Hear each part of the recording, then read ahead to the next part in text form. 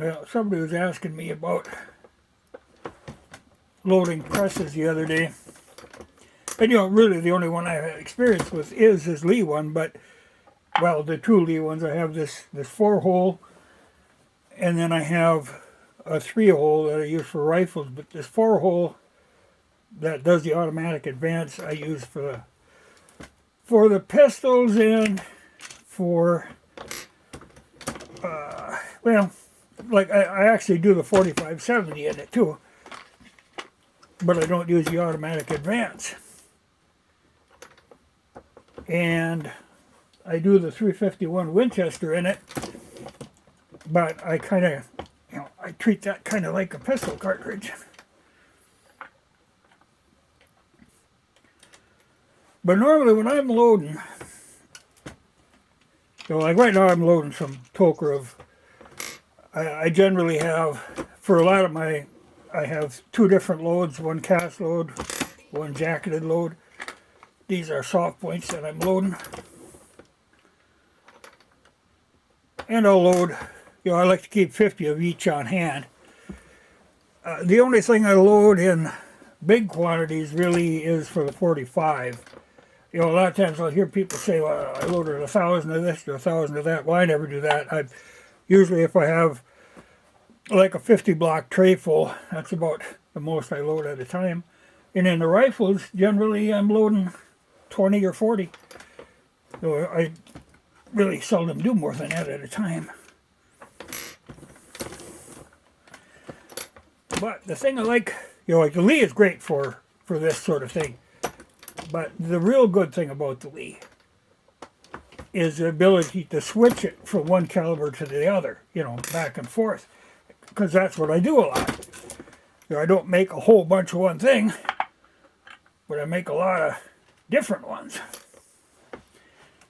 And with this turret setup and that automatic powder measures, it's all real easy to do. So that's what I was going to show today. But I'm going to finish loading these Tokarev, and then I'll show you when I do the switch how just plain simple that is. What I like is it keeps things consistent. I'm never having to set my dies up over again, because they were right the last time, they'll be right this time.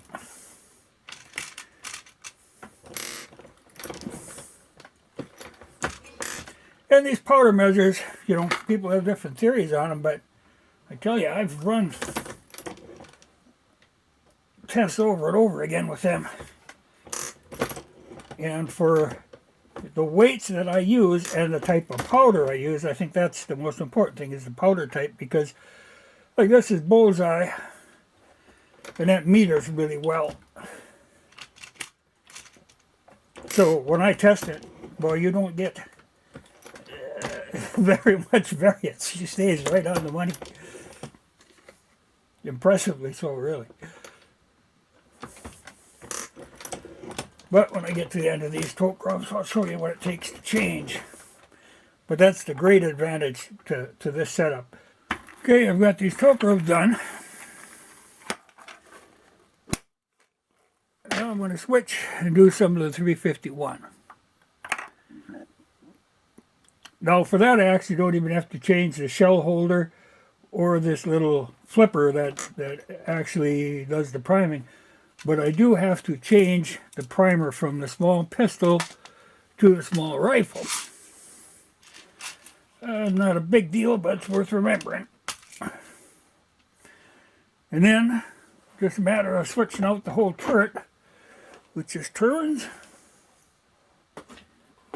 It snaps right out of there. And snap in the other one.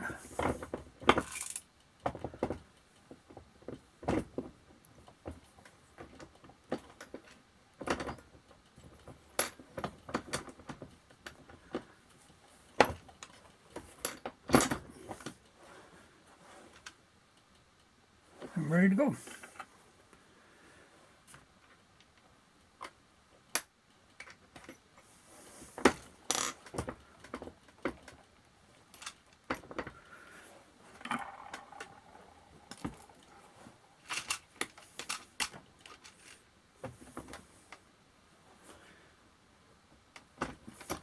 Like I said, I didn't actually even have to change the shell holder because these work. There's no real shell holder for this, but it works with that same one. Now, after this, the powder measure's been sitting.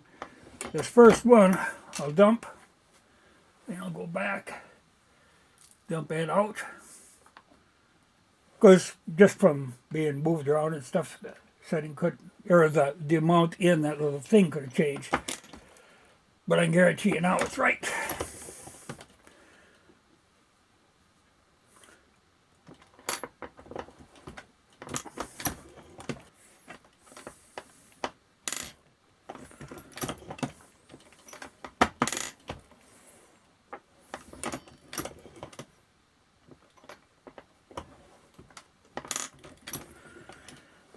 Okay, done with 351. Now I start on 45. Now to switch to 45, I have to switch to the large primer feed, the large pistol primer. I ended up, I've got 4 of those different, for the different ones. But you have to change this flipper that holds a primer to go to the large. And I gotta change the shell holder to the number 2, and I gotta change the primer feed to the large pistol, which I'm getting low of. And pop the whole turret out.